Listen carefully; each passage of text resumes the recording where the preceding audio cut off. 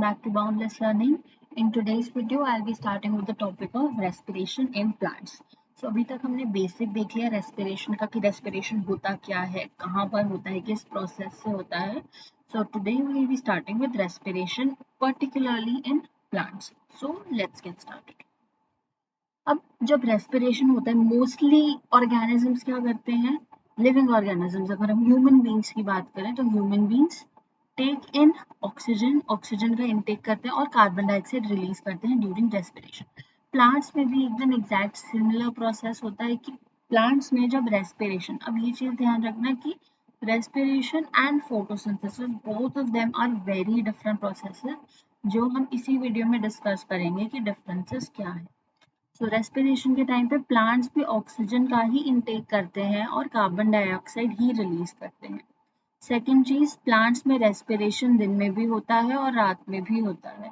हमारे अंदर भी रेस्पिरेशन पूरा टाइम चलता है, क्योंकि अगर रेस्पिरेशन नहीं करेंगे, ब्रीदिंग नहीं करेंगे तो हम सर्वाइव कैसे कर पाएंगे, because it is basic life process. So human beings या फिर एनिमल्स की तरह ही प्लांट्स में भी रेस्पिरेशन का जो प्रोसेस है दिन और रात दोनों में चलता है. प्लांट के जितने भी सारे पार्ट्स हैं including the root, stem and leaf, सारे इंडिविजुअली रेस्पिरेशन शो करते हैं. रूट्स भी रेस्पिरेशन करती हैं, स्टेम भी और लीफ भी. अब प्लांट्स के अंदर गैसेस का ट्रांसपोर्टेशन इंपॉर्टेंट नहीं है. क्यों? क्योंकि सारे ही जो पार्ट्स हैं अपना अपना रेस्पिरेशन खुद कर रहे हैं. सारे पार्ट्स खुद ऑक्सीजन को अक्वायर कर रहे हैं, खुद कार्बन डाइऑक्साइड रिलीज कर रहे हैं. तो यहाँ पर गैसेस का transportation is not that important and not very important. इसलिए यहाँ पे कोई गैसियस ट्रांसपोर्टेशन सिस्टम भी नहीं होता प्लांट्स के अंदर.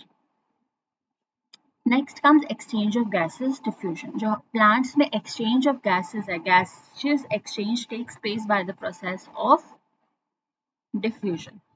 प्लांट्स गैसेस को एक्सचेंज करते हैं with the help of diffusion through the stomata. एक स्टोमेटल पोर होता है, उसके थ्रू ही gaseous exchange होता है. Since the entire body surface is exposed to the atmosphere, gaseous exchange by diffusion is feasible. ये point important है कि multicellular organisms में हमने बोला था that gaseous exchange using diffusion is not possible. But plants में क्यों possible है? Plants में इसीलिए possible है क्योंकि उनका जो entire body surface है, पूरी body is exposed to the atmosphere. क्योंकि atmosphere भी exposed है तो गैसियस एक्सचेंज डिफ्यूजन से इजीली हो सकता है. Feasible means possible. अब यहाँ डायग्राम में भी देख सकते हो कि यहाँ पे एक लीफ है, लीफ के अंदर ऑक्सीजन आ रहा है और कार्बन डाइऑक्साइड इज रिलीज्ड. ये ग्लूकोज और एटीपी लिखा है कि जब रेस्पिरेशन हो रहा है यही ऑक्सीजन यूटिलाइज होगा for the breakdown of glucose, ताकि हमको अल्टीमेटली क्या मिल सके, ताकि हमको अल्टीमेटली एटीपी मिल सके. Next is respiration in roots. Roots में रेस्पिरेशन क्या होता है? सिंपल डिफ्यूजन से. कैसे? यहाँ पे आप देखो, ये रूट है, this is the main root, ये ग्राउंड है, सारे सॉइल पार्टिकल्स प्रेजेंट है. सॉइल पार्टिकल्स के बीच बीच में कुछ एयर स्पेसेस प्रेजेंट है and end of the roots have fine root hair. तो जितने भी सॉइल पार्टिकल के बीच में एयर स्पेसेस प्रेजेंट है, यहाँ पर ऑक्सीजन होगा. सिंपल डिफ्यूजन से यहाँ से ऑक्सीजन कहाँ जाएगा? रूट हेयर के अंदर. पहले रूट हेयर में जाएगा, फिर पूरी रूट में जाएगा, अल्टीमेटली पूरी रूट में ट्रांसपोर्ट होगा डिफ्यूजन से, सिंपल डिफ्यूजन से. रूट्स के पास बहुत ज्यादा फाइन रूट हेयर होते हैं which are in contact with the air in the soil. Soil में जितनी भी एयर है उसके कॉन्टैक्ट में है ये रूट एयर, तो सिंपली डिफ्यूजन से वो उस ऑक्सीजन को अपटेक कर सकते हैं और वहीं पर अपना कार्बन डाइऑक्साइड रिलीज करते हैं. Carbon dioxide produced in the root cells is expelled through the root hair by diffusion. Next up we have respiration in leaves. Leaf के ऊपर हमें पता है कि स्टोमेटा प्रेजेंट होते हैं. अगर जब ये स्टोमेटा ओपन रहेंगे ऑक्सीजन अंदर आ सकता है और कार्बन डाइऑक्साइड बाहर जा सकता है. सिमिलरली जब स्टोमेटा क्लोज्ड होंगे तब कोई भी एक्सचेंज नहीं होगा थ्रू द स्टोमेटा. लीव्स के पास टाइनी पोर्स होते हैं जिसको हम स्टोमेटा कहते हैं for gaseous exchange. Oxygen again diffusion के प्रोसेस से ही ऑक्सीजन अंदर आता है and carbon dioxide is released through stomata again bye the process of diffusion. Now comes respiration in stem. अब रेस्पिरेशन इन स्टेम में हमको दो टॉपिक्स पढ़ने हैं कि जो हमारा स्टेम है, या तो ऐसा हो सकता है कि हमारी यंग स्टेम है, ग्रीन एंड यंग, जैसे कि हर्ब्स और श्रब्स में होती है, या फिर we have a woody stem जो थोड़े ओल्डर प्लांट्स में हमको देखने को मिलती है।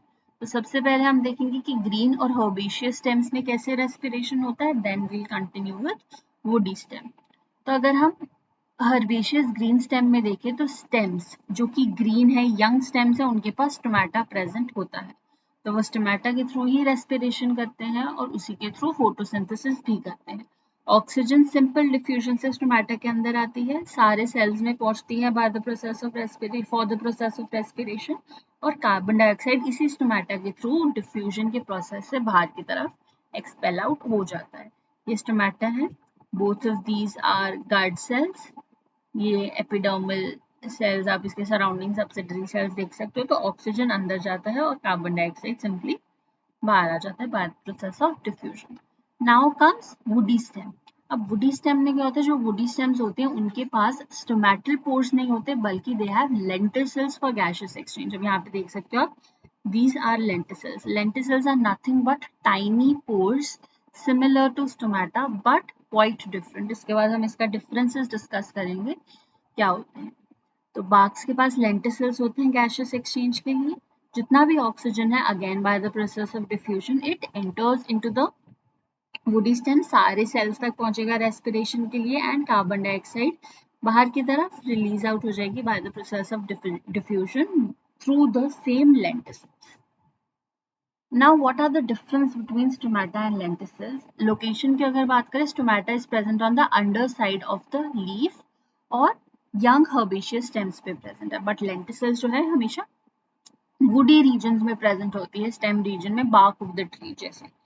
ओपनिंग स्टोमेटा की is regulated by guard cells. इसकी ओपनिंग के अराउंड गार्ड सेल्स होते हैं, गार्ड सेल्स ही इसकी ओपनिंग और क्लोजिंग को रेगुलेट करते हैं।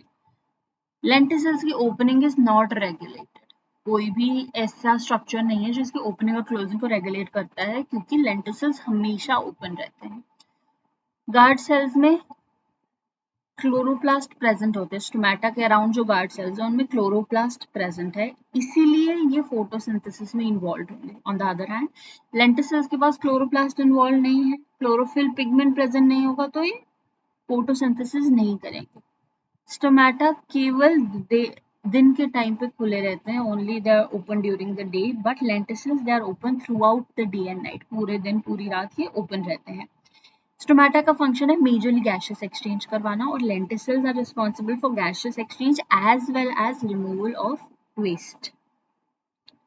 Next, let's discuss the differences between photosynthesis and respiration.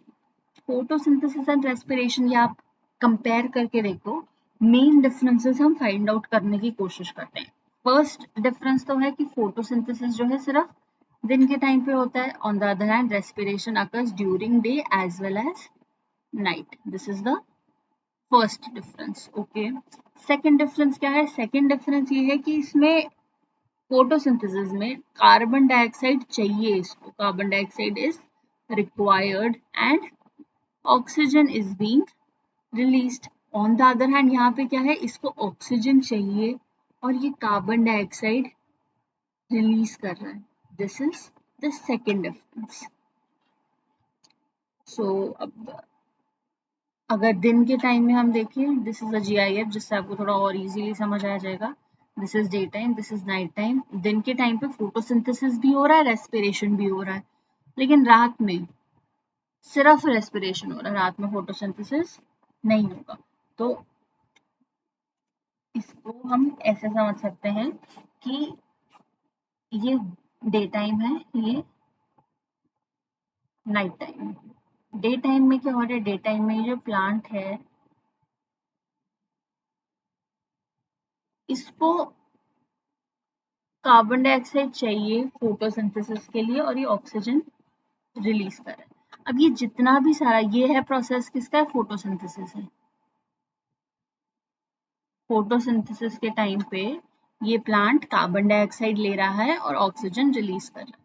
अब ये जितना भी सारा ऑक्सीजन रिलीज करेगा ना, 10% ऑक्सीजन, थोड़ा सा ऑक्सीजन ये अपने पास रख लेगा रेस्पिरेशन के लिए, और बाकी का जो 90% है वो एटमॉस्फेयर में रिलीज हो जाएगा हमारे यूसेज के लिए।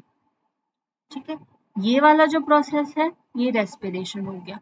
तो अगर दिन में हम देखें, majorly oxygen is given out by the plant during the day, लेकिन रात में क्या है, रात में ही ये प्लांट जो है, स्टोमेटा तो ओपन है नहीं इसके, तो फोटोसिंथेसिस का प्रोसेस तो नहीं होगा।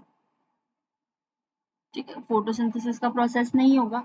तब अगर फोटोसिंथेसिस का प्रोसेस नहीं हो रहा, ऑक्सीजन रिलीज नहीं हो रहा, तो ये रेस्पिरेशन के लिए ऑक्सीजन कहाँ से लेगा, एटमॉस्फेयर से। ऑक्सीजन इसने एटमॉस्फेयर से लिया और कार्बन डाइऑक्साइड को रिलीज कर दिया, इसलिए major product released during the night by the plants is carbon dioxide.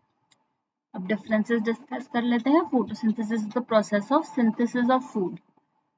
Photosynthesis में फूड का सिंथेसिस होता है, बट रेस्पिरेशन क्या प्रोसेस है, breakdown of food to give us energy. Photosynthesis में carbon dioxide is taken in, oxygen is released. Respiration में oxygen is taken in and carbon dioxide is given out.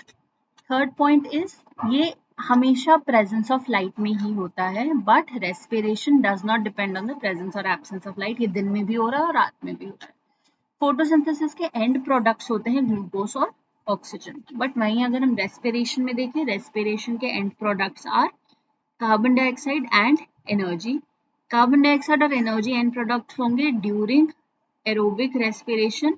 अगर हम anaerobic respiration की बात करें तो end products will be ethanol and carbon dioxide.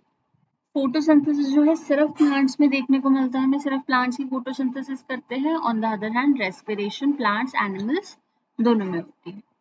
So this was it for today's video. I hope you have understood the respiration in plants wala topic.